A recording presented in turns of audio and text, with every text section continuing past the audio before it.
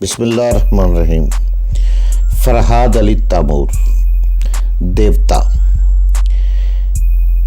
ایک بہت ہی اچھا داستان، ایک ایسے نوجوان کی کہانی جس کی صلاحیتوں نے دنیا بھر کے طاقتور ملکوں اور انسانوں کو دھول چٹا دی۔ اپنے ملک کی بقا کے لیے پوری دنیا سے لڑ گیا، جہاں گیا اپنے نام کا سکہ جمایا۔ جسے بچپن میں نہ ماں کا پیار ملا نہ باپ کا، جو ماں کی گود کو ترستا رہا، جسے نفرت ہی نفرت ملی۔ تو جناب اس کی طرف چلنے سے پہلے آپ پلیز چینل کو سبسکرائب کریں، لائک اور شیئر کریں تاکہ ہر آنے والی قسط آپ کو فوری مل سکے۔ دیوتا فرحاد علی تیمور، قسط نمبر 137۔ ایسا کہتے وقت میں دیوار پر لگی گھڑی کی طرف دیکھ رہا تھا۔ ماسٹر یوشے کے یہاں پہنچنے کے لیے صرف 20 منٹ رہ گئے تھے۔ میری پریشانی بڑھ گئی، ایک نئی افتاد آن پڑی تھی۔ میں ممی کی لاش کو یوں ہی چھوڑ کر نہیں جا سکتا تھا۔ فریال بیگ کی لاش کو بے گورو کفن چھوڑ کر نہیں جا سکتی تھی۔ میں اس قاتل پر جھنجھلانے لگا جس نے میرے راستے میں یہ رکاوٹ پیدا کی تھی۔ اسی جھنجھلاہٹ میں حشمت یاد آیا۔ فریال میرے سینے سے لگی رو رہی تھی۔ میں اسے تھپکتے ہوئے حشمت کے ذہن میں جھانکنے لگا۔ وہ اپنی کار ڈرائیو کرتا ہوا اپنی کوٹھی کی طرف جا رہا تھا اور اس قتل کے متعلق سوچ رہا تھا جو اس کے ہاتھوں سے ہوا تھا۔ وہ اپنی کامیابی پر مسکرا رہا تھا کہ اس نے ممی جیسی بیٹی کی دلالہ سے اچھی طرح انتقام لیا ہے۔ اس نے ممی کو 12,000 روپے قرض کے طور پر دیے تھے۔ اب وہ سود در سود 2 لاکھ روپے لے کر جا رہا تھا۔ میں نے اس کی سوچ میں کہا، بیٹے حشمت کہاں جا رہے ہو؟ نے ایک دم سے چونک کر کار روک دی اور بکھلا کر پچھلی سیٹ کی طرف دیکھنے لگا اور سوچنے لگا یہ کون بول رہا تھا؟ مجھے یوں لگا جیسے پچھلی سیٹ پر کوئی بیٹھا ہو، نہیں میرے دماغ میں کسی کی آواز گونج رہی ہے۔ میں نے پھر اس کے دماغ پر دستک دی۔ بیٹے اپنے دل کے دروازے کھولو، میں تمہارا ضمیر بول رہا ہوں۔ اگر تم اپنے ضمیر کی نہیں سنو گے تو ابھی کسی حادثے کا شکار ہو جاؤ گے۔ اس نے بیزاری سے کہا، نان سینس، کبھی ضمیر بھی اس طرح بولتا ہے؟ میں نے تو کبھی نہیں سنا کہ یہ سب بکواس ہے۔ یہ کہہ کر اس نے دوبارہ کار سٹارٹ کی اور ایکسیلیٹر پر پوری قوت سے دباؤ ڈالا۔ یہ میں نے اس سوچ میں ہدایت کی تھی۔ وہ ایکسیلیٹر پر اس طرح دباؤ ڈالے الٹے سیدھے گیئر بدلتا رہا اور اس کے ہاتھ جھٹکے سے اسٹیئرنگ کو ادھر ادھر گھماتے رہے۔ نتیجہ یہ ہوا کہ کار ادھر سے ادھر ڈگمگانے لگی، کبھی دائیں طرف کبھی بائیں طرف جانے لگی۔ اسی وقت ایک ٹریفک پولیس انسپکٹر اپنی باری پر کم موٹر سائیکل دوڑاتا ہوا اس کے سر پر پہنچ گیا۔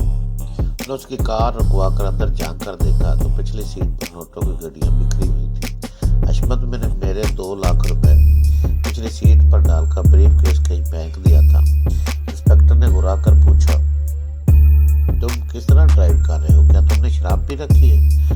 حشمت کے جواب دینے سے پہلے ہی میں نے اس کے دماغ کو کنٹرول میں لیتے ہوئے کہا، انسپکٹر میں نے ایک عورت کو قتل کر دیا ہے، اسے 2 لاکھ چھین کر لے آیا ہوں۔ اب میرا دل بری طرح گھبرا رہا ہے۔ خدا کرے تم میری مدد کرو، مجھے فوج سے گھر پہنچا دو، میں تمہیں اس میں سے آدھی رقم دے دوں گا۔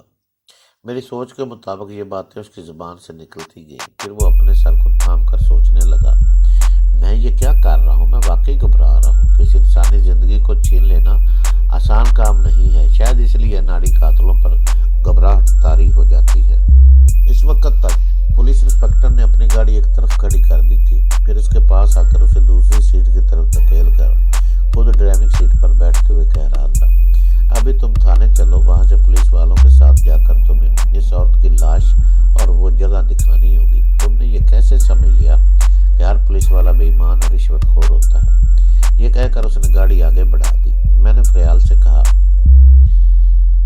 دیکھو فریال، اگر ہم یہاں رہے تو میں مصیبت میں پڑ جاؤں گا۔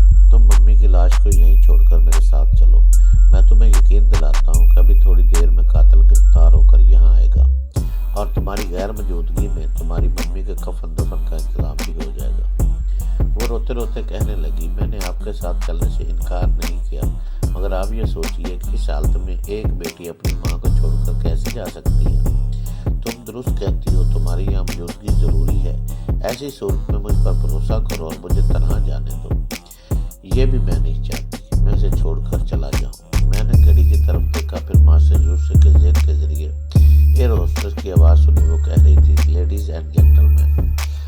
طیارہ پاکستان کے سب سے بڑے شہر کراچی کی فضا میں پرواز کر رہا ہے۔ 10 منٹ کے بعد آپ اس شہر کی زمین پر قدم رکھ سکیں گے۔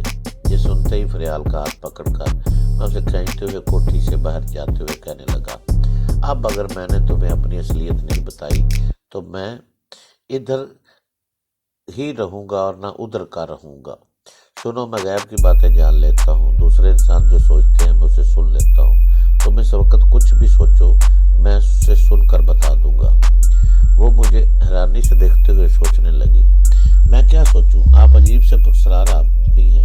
میں سوچتی ہوں کہ آپ مجھ سے دور بھاگنے کے لیے خیالی دشمنوں کی باتیں کرتے ہیں، پھر آپ کی محبت کا انداز دیکھتی ہوں تو آپ کے بازوؤں میں مر جانے کو جی چاہتا ہے۔ میں نے ہاتھ کے اشارے سے اسے روکتے ہوئے کہا، بس کرو، اب میں تمہیں بتاتا ہوں کہ تم کیا سوچ رہی ہو۔ جب میں نے اسے بتایا تو شدید حیرانی سے اس کا منہ کھل گیا۔ میں نے کہا، تم تعلیم یافتہ ہو، تم نے ٹیلی پیتھی کا علم کے متعلق بہت کچھ سنا بھی ہوگا اور پڑھا بھی ہوگا۔ اس علم کے ذریعے میں نے عصمت کو پاگل بنا کر گملے میں بٹھایا تھا۔ اس علم کے ذریعے میں نے تمہارے دل کی سچائی کو سمجھا تھا۔ جو تمہارے دل میں تھا تم نے وہی زبان سے کہا۔ اس لیے میں نے بھی تمہیں ایک عیاش مرد کی طرح دھوکہ نہیں دیا، تمہیں ہمیشہ کے لیے اپنانے کا عہد کر لیا ہے۔ اس علم کی بدولت میں نے ابھی معلوم کیا ہے کہ ممی کا قاتل عصمت ہے۔ میں نے ابھی اسے پولیس کے ہاتھے چڑھا دیا ہے۔ بہت جلد پولیس والے اسے لے کر یہاں آئیں گے۔ فریال میری باتیں حیرانی سے سنتی جا رہی تھی اور یقین کرتی جا رہی تھی۔ وہ آگے بڑھ کر مجھ سے لپٹ گئی اور کہنے لگی، میں کبھی سوچ بھی نہیں سکتی تھی کہ مجھے زندگی گزارنے کے لیے اتنی حیرت انگیز صلاحیتوں کا مالک ملے گا۔ آپ کو پا کر میرے قدم زمین پر نہیں پڑ رہے۔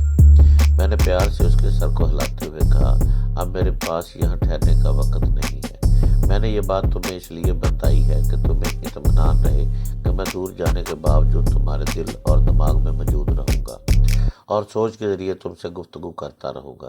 اب میں جا رہا ہوں، تمہیں جو کچھ کہنا ہے سوچ کے ذریعے کہو، تمہیں میری طرف سے جواب مل جائے گا۔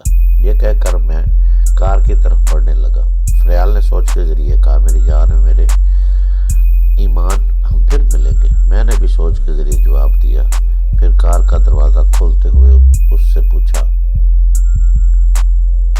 کیا تمہارے دماغ نے میرا جواب سن لیا ہے؟ وہ خوش ہو کر بولی، ہاں، آپ جو کہہ رہے ہیں کہ آپ جلد واپس آئیں گے اور سوچ کے ذریعے اپنے حالات سے آگاہ کرتے رہیں گے۔ اللہ، آپ کتنے عجیب و غریب آدمی ہیں، ذرا 1 منٹ ٹھہریے، میں بھی آتی ہوں۔ یہ کہہ کر وہ دوڑتی کوٹھی کے اندر چلی گئی۔ میں کار کا دروازہ کھول کر بیٹھ گیا۔ وہ جلدی واپس آئی، اس کے ہاتھ میں ایک سینٹ کی شیشی تھی۔ اس نے میری طرف بڑھاتے ہوئے کہا، اس خوشبو کو رکھ لیجیے، میری یاد آتی رہے گی۔ اپنی محبوبہ کی یاد ایک خوشبو ہی ہوتی ہے۔ اس نے محبت کا بہت اچھا تحفہ دیا تھا۔ دوسری طرف طیارہ کسی دیو کی طرح سانس لیتا ہوا لینڈ کر رہا تھا۔ میں نے کار سٹارٹ کی اور اسے خدا حافظ کہا۔ اس کے بعد نیشنل ہائی وے کی طرف چل پڑا۔ 10 منٹ بعد میں راستے پر چلتا ہوا ایئرپورٹ کے قریب سے گزر رہا تھا۔ مدام طیارے سے اترتی ہوئی نبی زبان میں ماسٹر یوسف سے کچھ کہہ رہی تھی۔ میں نے یہی اندازہ لگایا کہ وہ میری بو کو وہ اپنے بہت قریب محسوس کر رہی ہے۔ ماسٹر یوسف اس کے ساتھ تیز سے لگژ ہال کی طرف بڑھ رہا تھا، جلد از جلد اپنا سامان حاصل کر کے میرے پیچھے آ سکے۔ وہ جتنی جلدی کر رہا تھا اتنی ہی دیر ہو رہی تھی۔ سامان ابھی طیارے سے اتار کر حال میں نہیں پہنچایا گیا تھا، ابھی اسے حاصل کرنے میں کافی وقت لگ سکتا تھا۔ اتنی دیر میں 10 میل آگے جا چکا تھا۔ مدام اسے بتا رہی تھی کہ میری بہو کس طرف دور ہوتی چلی جا رہی ہے۔ ماسٹر یوشے کا اضطراب بڑھتا جا رہا تھا۔ سامان بھی ضروری تھا، وہ اسے چھوڑ کر میری طرف نہیں بڑھ سکتا تھا۔ میرے نصیب اچھے تھے کہ اسے دیر ہوتی جا رہی تھی اور مجھے بہت دور نکل جانے کی مہلت ملتی جا رہی تھی۔ جب وہ سامان لے کر کرائے کی کار کی طرف آیا تو ڈرائیور سے باتیں کرنے میں 15 منٹ گزر گئے۔ میں نے پنڈی سے ٹرنک کال کے ذریعے یہ خبر بھیجی تھی کہ ڈرائیور صرف ایئرپورٹ تک کار لے کر آئے، اس کے بعد وہ خود کار کو ہینڈل کرے گا۔ ڈرائیور نے اسے ٹوٹی پھوٹی انگریزی میں سمجھایا، صاحب آپ ہوٹل چل کر بات کریں، ضروری کاغذات کی خانہ پوری کریں، پھر یہ کار آپ کو مل جائے گی۔ ماسٹر یوسف جنجلاہٹ میں دیکھنے اور سمجھنے کے قابل تھی۔ وہ چاہتا تو خیال خانے کے ذریعے ڈرائیور کو اپنا تابع فرما بنا سکتا تھا، مگر اس طرح کار کو غیر قانونی طور پر حاصل کرنا